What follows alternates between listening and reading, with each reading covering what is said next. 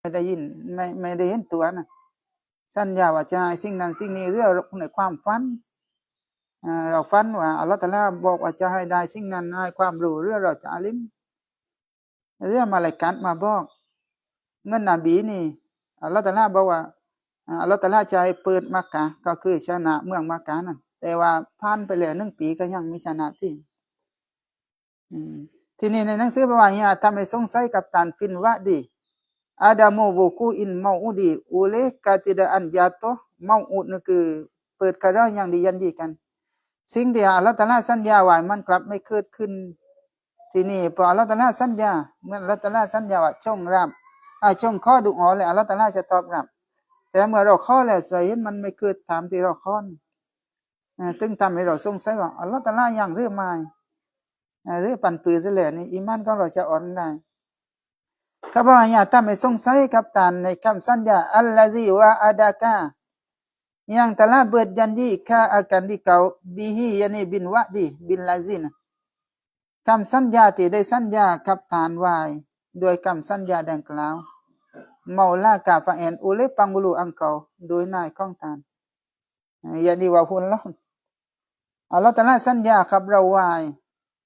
ฟีมานามินปะดอติโดในขณะที่เรานอนเราหลับไปเอาอัลาลิซานีมาลาคินอาตาวาอาตัสลีดอมาลากันอาตาติฟีมานามินเรื่องในคำพูดเข้ามาลากัดมาบอกมาลากัดมาบอกตรงนี้มาลากัดนี่จะมาปอบนบีนะบอกเลยตัฟซีรยันี่อัลาอินฮามีมาลาคินยันี่อัลาอินฮามีมาลาคินในการอินฮามของมาลากัดฟีคอนบิกาpada hati engkauอย่าลืมนะเราเรียนมาแล้วว่าหัวใจของเรามันยังอินห้ามอยู่ยังมุนหิมอินห้ามที่นี่สิ่งที่เกิดขึ้นในหัวใจมาจากใจถอนเขายังนับสู้แล้วก็มาอะไรกันแล้วก็มาจากอัลลอฮ์แต่ว่าตาเลหะแกกัดก็มาจากอัลลอฮ์ตะอาลาต่างพี่ซึ่งมาอะไรกันนี่จะมาอินห้ามเหมือนกันมาปูดในมาค่อยว่าถ้าเรื่องมันเราคือมาเป่าหัวใจของเราเหมือนกันที่นี่มาอะไรกันนั้นจะมาปูดในหัวใจหรือมาอินห้ามให้ในหัวใจของเรานั้นว่าสิ่งนั้นจะเกิดขึ้นกับเราเช่นว่าเราจะอาลิมเราจะได้เนี่ยมัดต่างๆนานา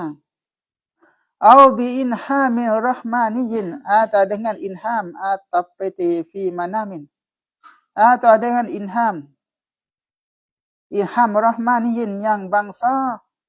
Tuhan nama Rahman การอินฮามของอัลเลาะห์ตะอาลาyani yang bangsa Tuhan yang nama Rahmanการอินฮามของประชาซึ่งมี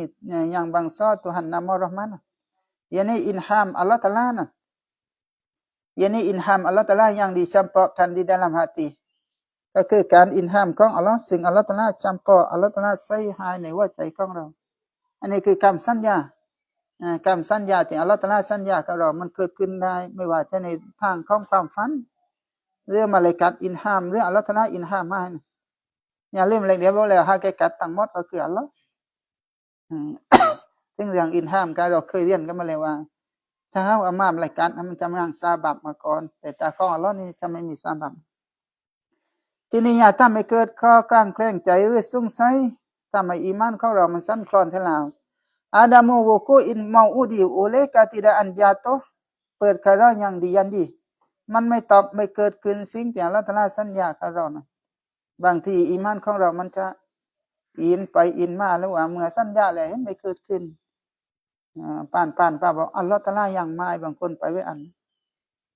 ว่าอินตะอายนะกอยนะดานดีก็ตุนตุซามา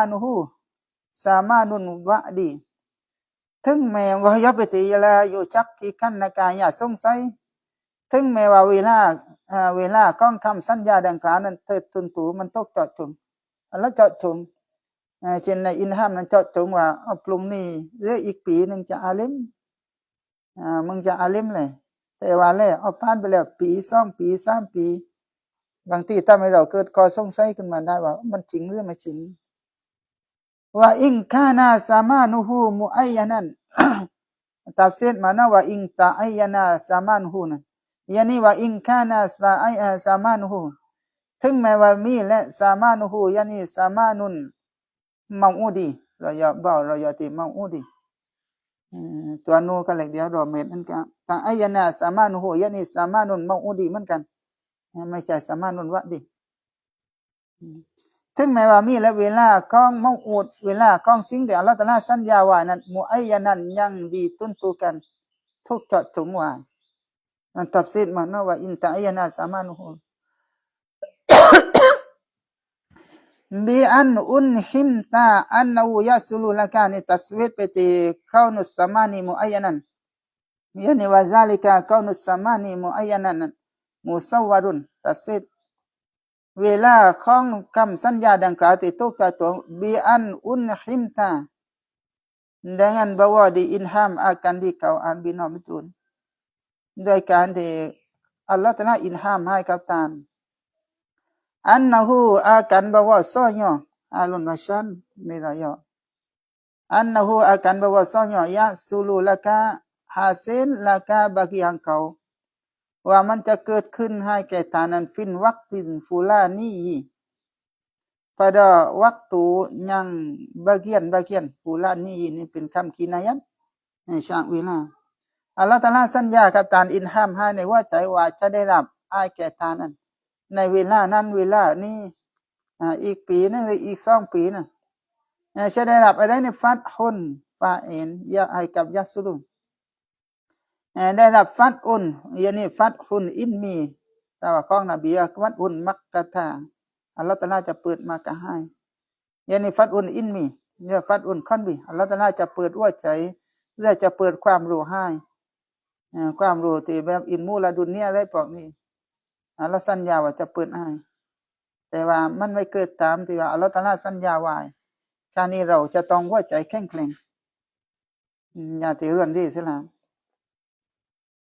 เอายะซูลูมันเรื่องดูอ๋อเลยพวกเรานี่จะเรื่องดูอ๋อเปล่าอัลลอฮฺตะอาลาบอกว่าจงขอแล้วอัลลอฮฺตะอาลาจะตอบรับแต่เราไม่เข้าใจว่าการตอบรับของอัลลอฮฺตะอาลามันยังไล่รูปแบบอยู่เราเข้าใจว่าถ้าเราขอสิ่งนั้นเราจะได้เลยที่อัลลอฮฺตะอาลาบอกว่าอัลลอฮฺตะอาลาจะให้ตามเวลาที่อัลลอฮฺประสงค์และจะให้ในสิ่งที่อัลลอฮฺตะอาลาประสงค์ด้วยไม่ใช่ให้ตามที่เราขอนะไม่ใช่ให้ตามที่นับสู้เราต้องการเอายาสูลูฟินอามีอาตาฮัสเซน pada demikian tahun อามีนั้นอลิฟลามแสดงว่าปีดังกล่าวเรียกใช้ระดับในปีนี้นะpada ini tahun ใช้ระดับให้แก่ท่านปีนี้นะรอข้ออุนยานี่กามูรหันหรือกาเมวะหันได้รับความเจริญ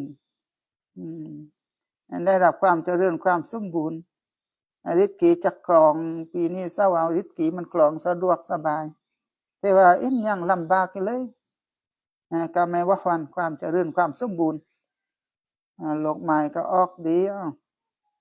การก่าก็ทราบว่ามันสมบูรณ์การก่าก็เจริญแต่ว่ากลับไม่ได้เป็นเช่นนั้นเอาให้รู้ซาลกาอาตาลาเห็นได้ที่ประดอดีไม่เขียนituดีไม่เขียนฟัดหินวารอข้ออิน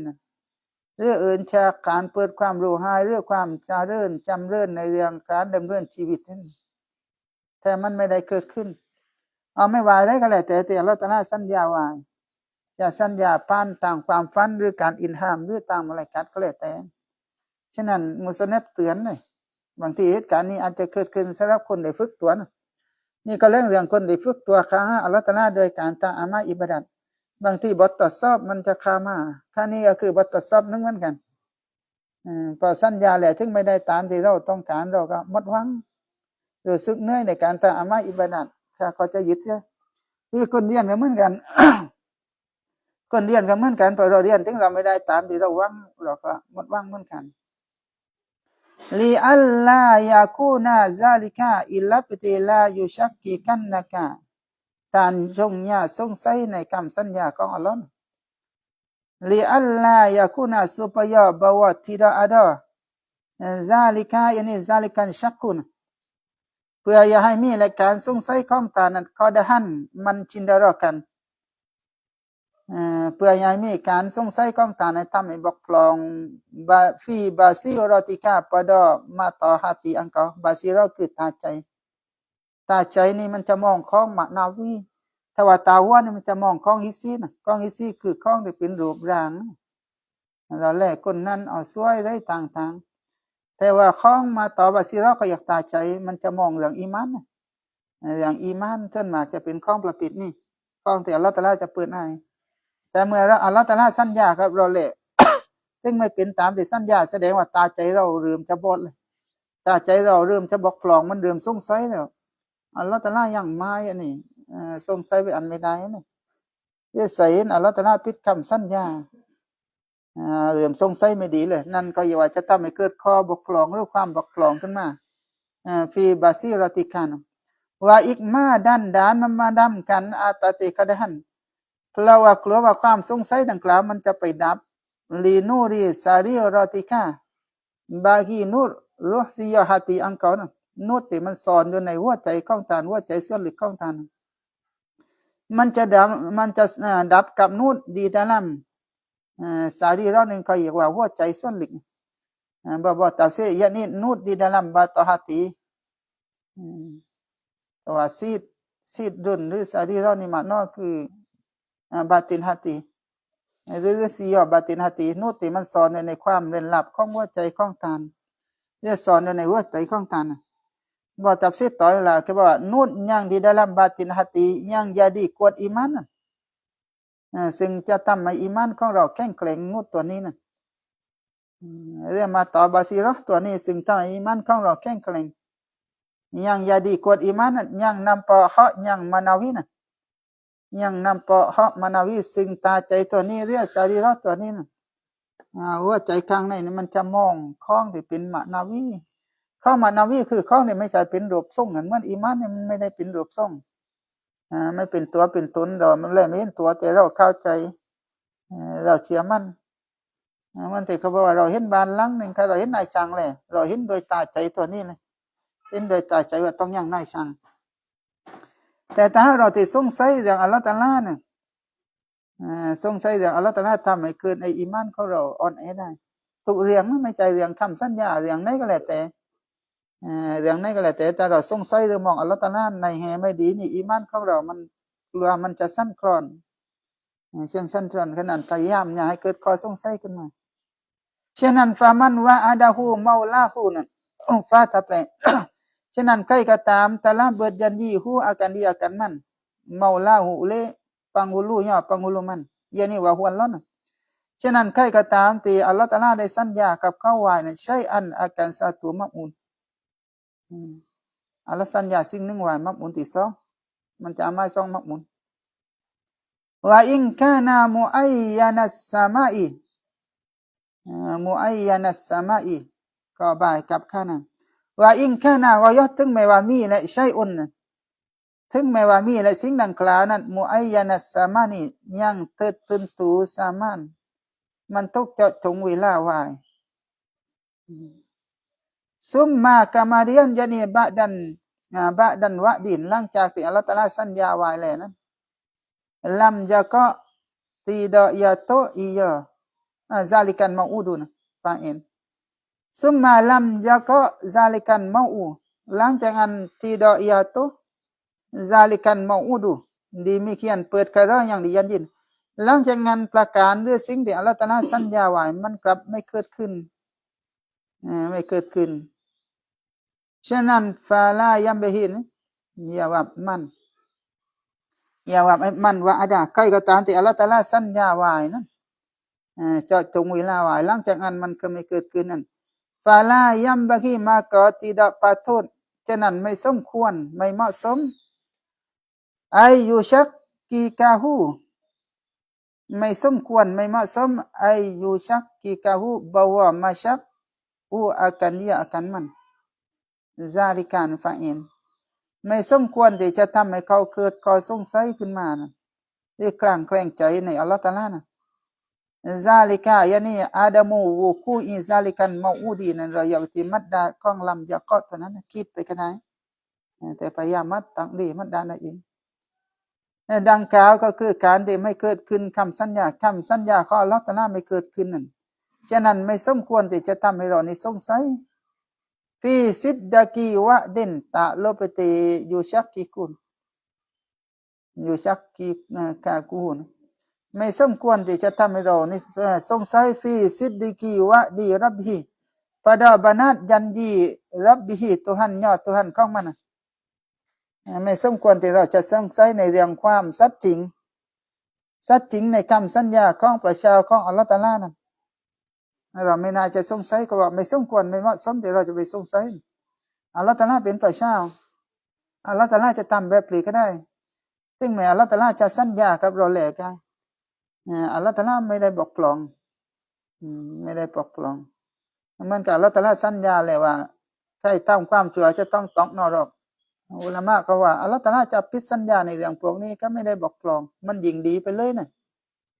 เมื่อเราเห็นคนทำผิดหรือว่าใครทำผิดเดี๋ยวต้องทำโทษแต่พอเขาทำผิดเราไม่ทำโทษก็ทำให้คนบุกอันเขาจะบอกว่าเห็นดูนะเขาเห็นดูแต่ว่าคำสัญญาดีอัลเลาะห์ตะอาลาไม่ผิดอยู่เลยแต่บางคนก็บอกว่าอัลเลาะห์ต้องทำโทษมั้งนะตักคนหนึ่งจับกาเฟรมาตักคนก็ได้ถ้าไม่รู้ในเรื่องนี้เราก็ไม่รู้แต่ถ้ามองก็คือเป็นสิทธิ์ของอัลเลาะห์ตะอาลาอัลเลาะห์ตะอาลาจะทำแบบนี้กับเราก็ได้ฉะนั้นเราและอย่าติดสงสัยในคำสัญญาของอัลเลาะห์เพราะจะทำให้อีหม่านของเรานี้บกพร่องถ้าเราไปสงสัย อันนี้ก็บอกว่าไม่สมควรที่เราจะสงสัยในความสัตย์จริงในคำสัญญาของพระเจ้าหรือของอัลเลาะห์ตะอาลานั้นลียาวาซินอิลลัตเปติลายัมบะฮีรไม่สมควรที่เราจะไปสงสัยนะลียาวาซีอัยยาคูนาวุกูอัซซาลิกันมอดินลียาวาซีคารนาฮารุตอ่านยาวาซีก็ได้ยาวาซินก็ได้แต่อ่านยาวาซีกับตะวีมัดดันตะวีอ่านยาวาซินตะวีมัดดันลียาวาซีอัยยาคูนาkarena hazut bahwa adalah wuku'a zalikan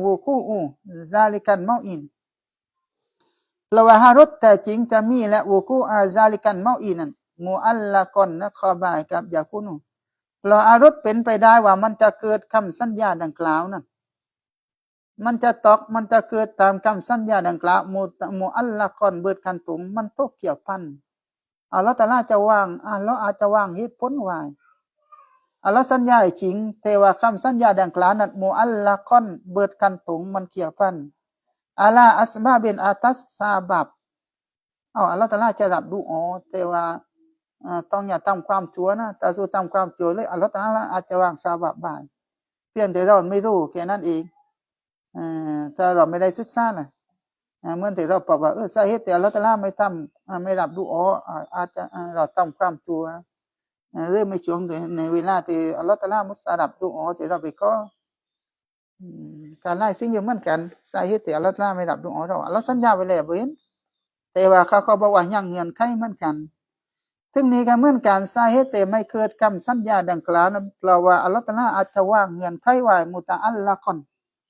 ยังเบิดกันตรงอัลาอัสบาบินวาชูรูตินหรือวางชารัตไว้istasaran hakku ta'ala yang memilih an hakku ta'ala an hakku ni nanti ke Allah tawa wisya hakikat kewajiban yani huwan Allah สารับหรือชารัตที่อัลเลาะห์ตะอาลานั้นมันบิลิที่อัลเลาะห์ตะอาลานั้นเลือกyani menuntut pilihอัลเลาะห์ตะอาลาเลือกbi ilmiha dengan tahu ha akan dia akan asbabna yani dengan tahu oleh Allah Taala ha akan dia akan asbabinอัลเลาะห์ตะอาลาเลือกโดยความรู้ของอัลเลาะห์รู้กับซาบับดังกล่าวนั้นดูนั้นอับดีtidak hamba yani tidak tahu oleh hambaในขณะที่บ่าวไม่รู้ว่ามันมีเงื่อนไขตรงนั้นอยู่ด้วยเพราะเราไม่ได้ศึกษาเราไม่ได้เรียนรู้เหมือนที่อัลเลาะห์ตะอาลาตอบรับดูก็เขาบอกว่ามีเงื่อนไขอยู่นะบางทีเราไม่มีมารยาทในการขอหรือเรายังทำความชั่วอยู่ก็เป็นสาเหตุในตกพลักไปเหมือนกันไอ้นี่ก็เหมือนกันมันอาจจะยังซาบับเรื่องเงินไขที่ว่าอัลเลาะห์ตะอาลาว่างให้เกี่ยวปั้นไว้กับการตอบรับดังกล่าวนั้นลีฮิกมาตินยูริดูกะรณะฮิกมัตนั้นเอาที่อัลเลาะห์ตะอาลาว่างเงินไขมุอัลละกอนอะลาอัสมาบินัตลีฮิกมาตินอิลลัตติมุอัลละกอนฮารุตที่ว่ามันจะตอกคำสัญญานั้นตกว่างเงินไขบนซาบับไว้อัลเลาะห์ตะอาลาว่างเงินไขไว้ใส่นี่li hikmatin yuriduha karena hikmat yang kehendaki jumlah sifat eka hikmatin kalau hikmat yang kehendaki ya Allah Taala ha akan dia akan hikmatan kalau hikmat หรือเหตุผลที่อัลเลาะห์ตะอาลาประสงค์ที่อัลเลาะห์ตะอาลารู้แต่เรานี่ไม่รู้ ฮิกมันอันใดนี่เราไม่รู้มันแต่บอกบางทีว่ามันเคยปรับในหะดีษกุดซีบอกว่าเราข้อดูอ๋อเนี่ยอัลเลาะห์ตะอาลายังไม่ให้ในสิ่งที่เราข้อตอนนี้เพราะอัลเลาะห์ตะอาลาจะให้ในวันอาคิเราะห์มันจะดีว่านั่นที่อัลเลาะห์ตะอาลาเปลี่ยนเป็นจากประสบบาลอเปลี่ยนจากการที่อัลเลาะห์ตะอาลาพลักบาลอออกไปจากเราก็ดีว่าเหมือนกันที่บางทีอัลเลาะห์ตะอาลาบอกว่าอัลเลาะห์ตะอาลาพูดในนั้นว่าอัลเลาะห์อยากฟังเสียงอ้อนวอนอัลเลาะห์อยากให้เราอ้อนวอนแต่ว่าใครก็ตามที่อัลเลาะห์ตะอาลาแต่เรื่องภาษาบ้านเราคือไม่รักไม่ยินดีในภาษาเราแต่ใจคำว่าซับรักยินดีเป็นสีฟันว่างเพื่อใจนะอัลเลาะห์ตะอาลาให้ปนสำหรับคุณแต่อัลเลาะห์ตะอาลาไม่รักเหมือนบางคนมาข้อเราก็แบบรำคาญเหมือนกันข้อโยเขาเราให้ปนแต่บางคนแต่อัลเลาะห์ตะอาลารักกับอัลเลาะห์ตะอาลาอัลเลาะห์ตะอาลาให้เขาอ้อนวอนเท่านั้นอัลเลาะห์อยากจะฟังเสียงถึงบางทีเราไม่เข้าใจเอาในว่าเราก็กันนานเลยอัลเลาะห์ตะอาลาสัญญากับเราแต่ใส่ไม่เป็นตามที่สัญญาอาจจะทำให้อีมานของเรามันบกพร่องไปได้เหมือนกันตาใจของเรานุ่นในหัวใจอาจจะดับลงก็ได้ก็ต้องระวังเหมือนกันอันนี้คือบทตัดซับบทตัดซับคาสหะว่าเราเชื่อเหตุการณ์ปนี้ก็ต้องระวังนะ ต้องระวังว่ามินฮาซันคิสมีดานสตงอ daripada ini bagai นั้นแล้วก็ส่วนหนึ่งจากประเภทดังกล่าวฮาซันคิดมียานีกอลฮีมุสนับลายุชักกีกานะส่วนหนึ่งจากประเภทดังกล่าวก็คือมายากะอุบารังยังยาโตลิบะดินออลิยาอีขอบามุกตะดามอัคอดสิ่งที่ได้เกิดขึ้นลิบะดินออลิยาอีได้เกิดขึ้นในกับบางส่วนของออลิยานั้นก็ปรากฏอยู่ในประเภทนี้เหมือนกันประเภทของการที่ว่าอย่าสงสัยไอยุคบิราบีอันนูบาวะซอมากบาตบะดุนออลิยาอีนะแต่จริงบางส่วนของคนวาลีเนี่ยเขาจะบอกวาลีเนี่ยอัลลอฮฺจะเปิดให้นะเปิดไอโร่พอเปิดไอโร่เขาติดไปบอกรายเหตุการณ์ฝนจะตกนะวันนี้วันนี้จะเกิดคลื่นสึนามินะก็จะบอกเลยบีอันนูdengan bahwasanya halun wasyanaเขาจะไปบอกลาวกับมนุษย์ว่าแต่จริงยะซูลูฟีฮาซันอามินะasen pada ini tahun ว่าแต่จริงจะเกิดขึ้นมาในปีนี้นั่นกาซาฟาเอนั่นกาซานี่คีนายัดจากเหตุการณ์เกิดจากเหตุการณ์จริงปีนี้เนี่ยฝนจะแรงนะต้องเตรียมต้องปลูกไว้ให้ดีนั่นต้องปลูกพักต้องตั้มปีนี้นี่จะรื่นก่อนแต่ปีหน้านี่จะแรงเลยกายเตรียมตัวตั้มเลยแต่ว่าไม่เป็นดังกล่าวนะSumma kemudian yani ba'dan ba'dan ikbarin หลังจากที่เขาบอกแล้วนั้นลายะซุลูtidak hasil iya kaza นั้นแต่ว่าหลังจากนั้นหลังจากอีกบารินบะดินออลิยะนะหลังจากที่บางส่วนของวาลีเขาบอกแต่ว่ามันไม่กลับไม่เกิดขึ้นลายะซุลูyaniลายะซุลุนกาซาสิ่งดังกล่าวไม่เกิดขึ้นฉะนั้นฟายะกะอาฟาซาบาบียะia bab la nafi nan lo kapan le paya ko ama ko jadi sebab jatuh ba'dun nasiนะฉะนั้นจึงเป็นสาเหตุในบางส่วนของมนุษย์นั้นได้ตกหรือได้เกิดขึ้นได้ตกไปในกบฟีอารอดิหิมpada arad pada melawan kan aradคือขัดขันfi aradihim pada melawan akan mereka itu yaรอดนั่นคือขัดขานกับพวกเขายานีบะดินออลิยาอินไม่ตามคนระดับวาลีแบบนี้เอามาพูดบางทีก็พูดคนนับถือแต่ว่าสุดท้ายแล้วคนก็ขานเดียวว่ามินูดานสตงdari pada nya min hasan kismin และก็ส่วนหนึ่งจากเรื่องราวประเภทดังกล่าวคือมาว่าก็บารางอย่างยาโตละหูยานีลีนบีศ็อลลัลลอฮุอะลัยฮิวะซัลลัมก็คือสิ่งหรือเหตุการณ์ที่มันเกิดขึ้นในกับนบีนั่นมันฮูไดบียะติpada tahun มานั้นสำหรับมาการสามัญเลย pada tahun ฮูไดบียะติตั้งดีมานอฟีนะมันเกิดขึ้นในปีฮูไดบียะก็คือปีที่เขารับศึกที่สงครามฮูไดบียะนั่นก็จะเรียกว่าปีฮูไดบียะอะไรสิ่งดังกล่าวที่เกิดขึ้นมาย่านมินอิกบาลฮิดารีpada maqabat ia nabi นะ จากการที่นบีนั้นบอกลาวลิซาบีบากิซาบัตนบีบอกกับซาบัตบินฟัดอียานิฟัดหินมักกะตาว่าจะเปิดมักกะมาเนาะเปิดมักกะตรงนี้คือชนะชนะแต่ว่าซุมมายานิซุมมันอิกบาริฮีนะหลังจากที่นบีบอกลาไปแล้วนะลัมยะซุนตีดาอาเซียนอียอันฟัดอูนั้นแต่ว่าหลังจากนั้นข้าไม่ได้ตกเปิดลัมยะซุนยานิตีดาอาเซียนอียอันฟัดอูนะการเปิดมักกะหรือเอาชนะมักกะข้าไม่ได้เกิดขึ้นปีซาลิกันอามีปดอดีเมียเกียนตาหนในปีดังกล่าวนั้นบันแต่ว่าบอกกันบันยานีbahkan fathun แต่ว่าการเปิดมาการฟีอามิน pada tahun ba'dahu ยานีอามินกาอินาติน ba'dahu ในปีที่หลังจากนั้นหลังจากซาลิกันอามินในปีอื่นแต่ว่าปีที่อัลเลาะห์ตะอาลาสัญญาไว้นั้นกลับไม่เกิดขึ้นแต่มันกลับไปเกิดขึ้นในปีอื่นซึ่งนี่ในระดับนบีก็ซึ่งนี่ถ้าเรามองว่าอัลเลาะห์ตะอาลาผิดคำสัญญาอย่าลืมว่าอัลเลาะห์ตะอาลาสมบูรณ์อัลเลาะห์ไม่ผิดคำสัญญาแต่มันมีฮิกมัตอะไรสักอย่างหนึ่งเดี๋ยวบอกเลยว่าอัลเลาะห์อาจจะวางเงื่อนไขเกี่ยวพันกับซาบับไว้หรือชารัตไว้ซึ่งฮิกมัตนั้นเราก็ไม่รู้ว่ามันคืออะไรฟาอิซาคาตารอลินมูริดินmaka apabila terlintas lin muridin ข้อที่รุ่นอุเลยังมาลินทัดนะฉะนั้นถ้าว่ามันมานอลินทัดคือมันแวบเข้ามาในหัวใจหรือเรานึกคิดขึ้นมานะฉะนั้นเมื่อเกิดการคือนึกคิดขึ้นมาในหัวใจของมุริดอันข้อที่รุ่นเราะห์มานิยุนอุเลยังมาลินทัดยังบางซอตัวอันเราะห์มาน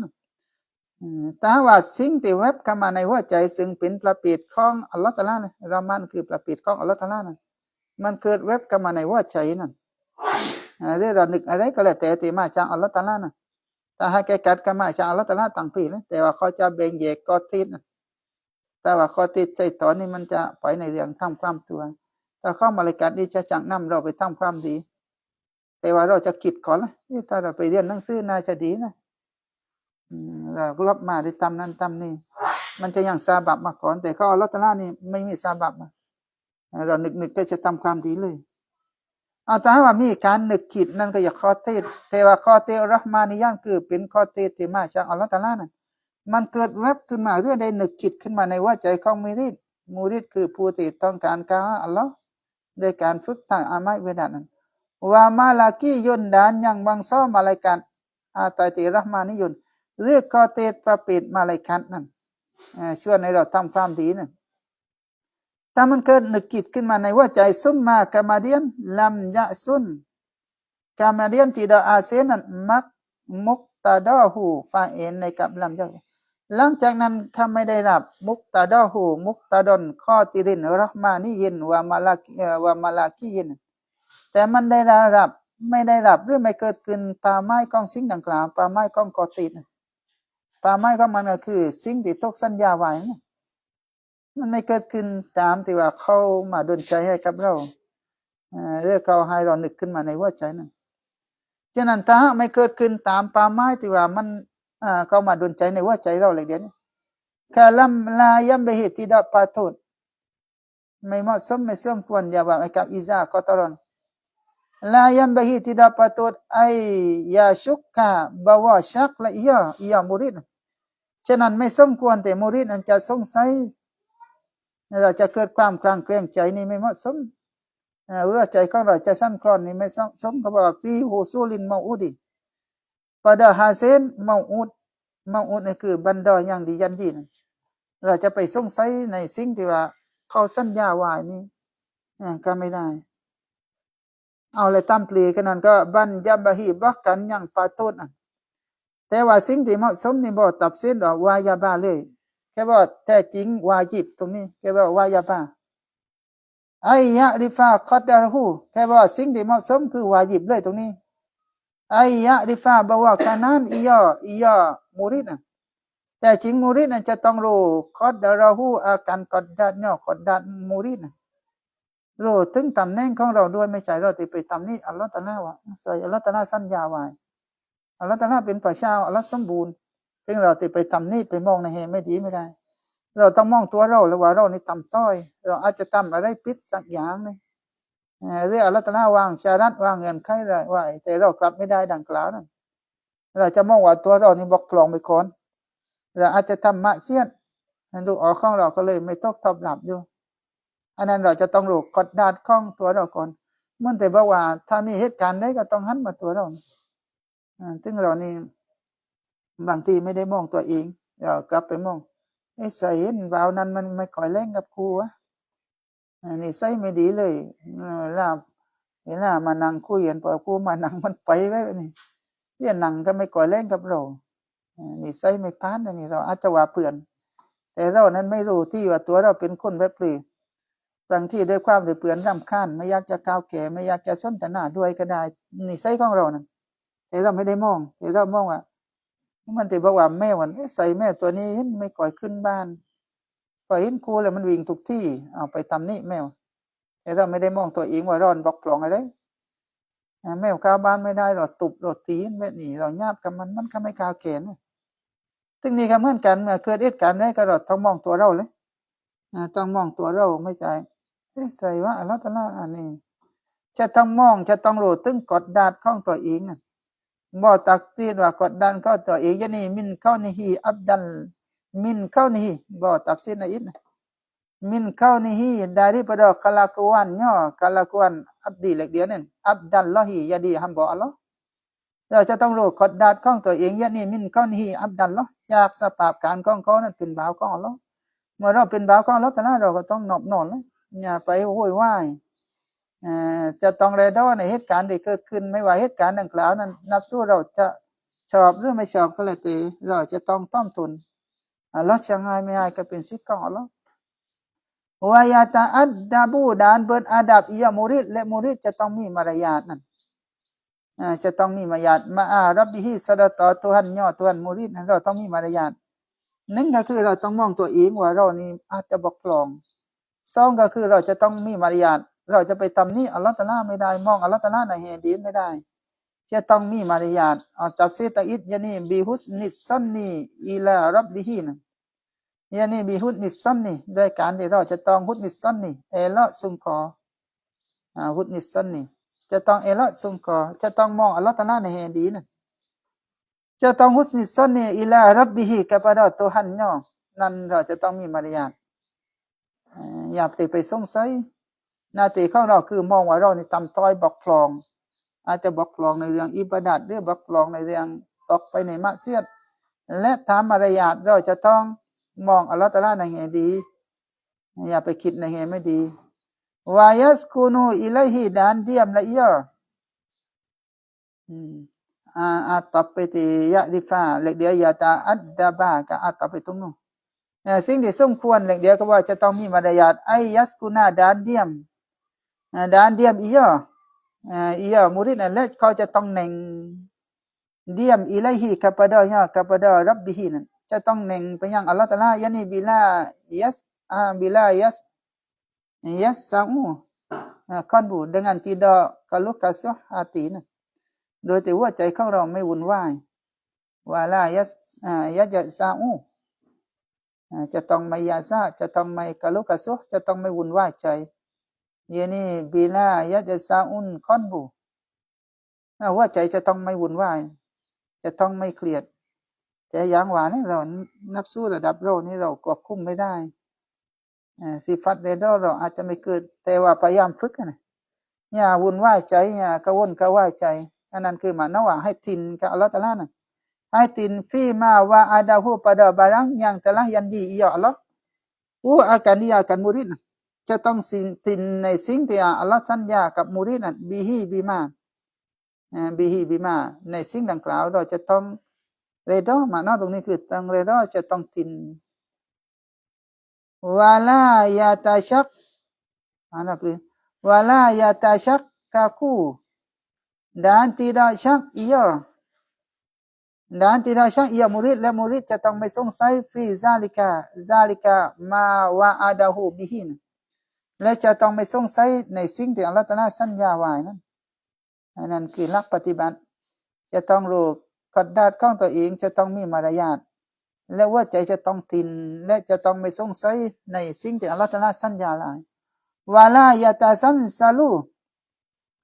dan tidak sansala นี่คือคำปอจะต้องไม่สันสตานจะต้องเข่งเคร่งยะติกอดูอุเลยะติกอดเนาะยะติกอดข้อมุริดการยะติกอดข้อมุริดนี่จะต้องไม่สั้นคลอนจะต้องตินจะต้องไอตัวนี้เลยที่น่ากลัวกลัวว่าอีมานของเรามันจะสั้นคลอนฉะนั้นการยึดมั่นการเชื่อมั่นของอัลลอฮฺการอัลลอฮฺตะอาลาจะต้องเข่งเคร่งก็ต้องฝึกมั่นการทำเพื่อให้เรายึดมั่นในเข่งเคร่งกับอัลลอฮฺฉะนั้นฟามันกานะกาซาลิกามาก็บารังกิซิปอตาเปฉะนั้นใครก็ตามซึ่งมีและกาซาลิกายานีกะเขานิฮียะริฟูไอยะริฟานยานีกะเขานิฮีไอยะริฟากัดระหูหรือคิดไว้ก็ได้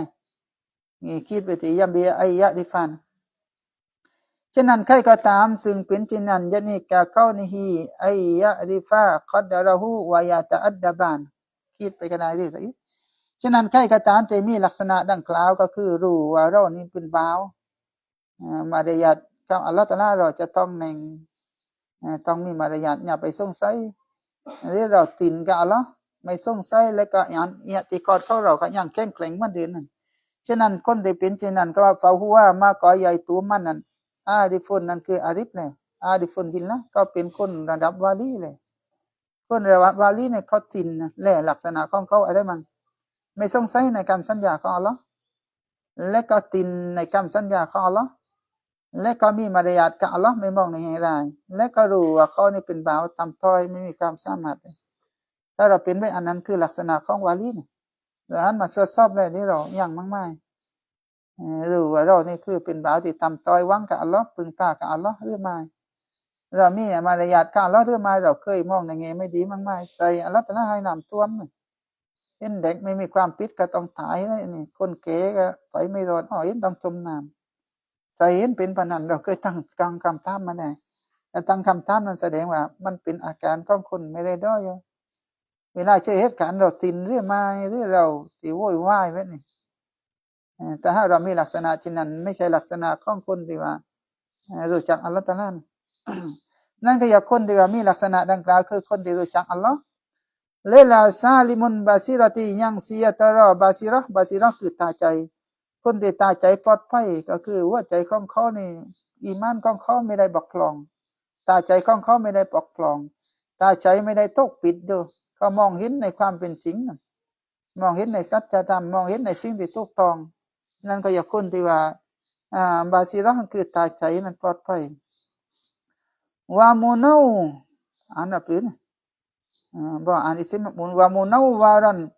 apa wa munawwarus sarirati dan bercahaya และมันมีแสงแหละสารีเราะคือ batin hati และก็ภายในหัวใจของเขามันแจ้งมันสว่างอัลเลาะห์ตะอาลาเปิดนูนเปิดหัวใจให้แสงสว่างมันกาไปก็จะเห็นสัจธรรมเห็นในสิ่งที่ถูกต้องก็รู้ว่าทุกสิ่งทุกอย่างเป็นหานของอัลเลาะห์มันมีฮิกมัตสอนอยู่ในการทำของอัลเลาะห์ตะอาลามีฮิกมัตอยู่เขาเข้าใจนั่นก็อยากคนที่ตาใจแช่งก็จะเห็นมันแต่บอกว่าเรามาทำได้ตรงนี้จะไปในต่อนี้เขารู้ป่าไม้น่ะเขารู้ว่าสิ่งที่ให้ผลประโยชน์กับเราคืออะไรสิ่งที่ให้ตูดกับเขาคืออะไรเส้นทางที่เขาจะต้องมุ่งไปคืออะไรนั่นคือคนที่ตาใจแช่งแต่คนที่ตาใจบอดนั่นสงสัยว่ากูอาแกนัดยังหรือไม่วะยังไม่เห็นเส้นทางยังไม่แจ้งเส้นทางไม่ต้องเปิดเรามาตรงนี้มาทำไรวะอาเกรัตยังจริงหรือไม่นั้นก็ยังไม่เห็นหัวใจยังไม่เห็นทีนเพียงแต่เราเรียนรู้แต่ว่าใจอาจจะยังไม่แช่งยังไม่เห็นตรงนั้นว่าอิลลาดานที่กอติดอยนี่ว่าอิลลัมจะคุณกาซาลิกานั้นแต่ถ้าว่าไม่มีและกาซาลิกาก็คือยัมเบอายะรอฟาคอดรออูอะไรเดียวแต่ถ้าว่าเขาไม่ได้เห็นว่าคอดดาดของเขานั้นเป็นแบบนี้ตำแหน่งของเขาเป็นแบบนี้นั้นหรือเขายังไม่มีอาดับเรื่องยังไม่ตินว่าใจยังไม่ตินนั่นมานออิลลานยานี่ว่าอิลลัมจะคุณกาซาลิกานั้น